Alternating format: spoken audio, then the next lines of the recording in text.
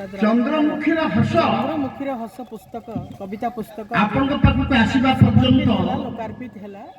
एवं जतिकी सुंदर भाबरे सेथिरे कष्ट जतिकी क्लेश कविता रचना करचंती आमे हबो सब पाइछु अमर बाबू एवं मु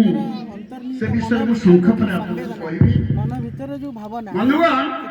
आपन माने कविता लिखुचंती एवं अमर बाबू मध्ये कविता लिखुचंती एवं कविता लिखुचंती स्वर्णमयी षडंगी कविता लिखुचंती कविता मुदुली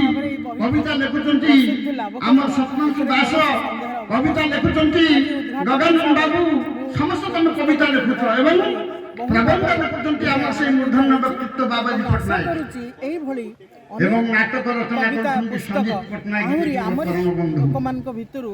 आमरी आपण गोटे प्रश्न पचारिबी आपण काहे लिखुचंती कुसुम व्यक्तिक पाखरे ये कविता रचना करा जिवो एवं ताके मध्ये हम समस्त कविता पढिला व्यक्तिर हृदय पाखरे पहुंच जदि कविता लिखुची कविता मन थिबो से आमे मध्ये लाभ कर हम शरीर पोशाक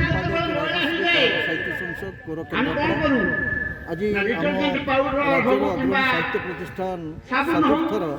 प्रतिष्ठित सभापति कवि प्रसाद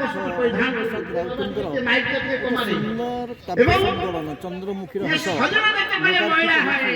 जन्मस्थान धनरई मामंगला पीठ परिसर मध्य एवं ओडिशार सारस्वत जगतर अनेक कवि कथाकार कलाकार एवं बुद्धिजीवी मान लोकार्पण कार्यक्रम उपस्थित थे मर्मे मर्मे अनुभव करी वर्षियान कवि अमर प्रसाद राउतंकर विभिन्न काव्य कविता अगणन काव्य कविता नाना मूर्धन्य पत्र पत्रिकार स्थानित होती से जन सफल सारस्वत साधक जी निरंतर ऐकांतिक कर्मप्रवणता को नहीं सारस्वत क्षेत्र में महा सरस्वती आराधना करने संगे संगे दैनिक से कविता रचना करते मो अनुभव में देखी से सते जमती शब्द सागर को अतिक्रम कर जगर ऑफ वर्ड्स से शब्दर एक बाजीगर तांकर प्रत्येक कविता मु चंद्रमुखीर हसारे 70 कविता वर्तमान लोकार्पण शब्द पर मु अनुध्यान देखिली विभु चेतना प्रकृति प्रणता मानववादर जो उद्घोष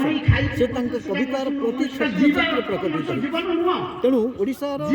शताधिक पाठक प्राणक यह तल्लीन कर गदगद कर कवि अमर प्रसाद राउतंकर ये जो सफल सारस्वत सृष्टि चंद्रमुखीर हस ओडिया बाणीभंडार एक समृद्ध संपत्ति भाव में कार्य करने महाप्रभु श्री जगन्नाथ एवं बलियार भुज बड़ ठाकुर बलदेव निकट में प्रार्थना करुँ कविंकर दीर्घ निरामय जीवन कामना करुँची महासरस्वती कृपा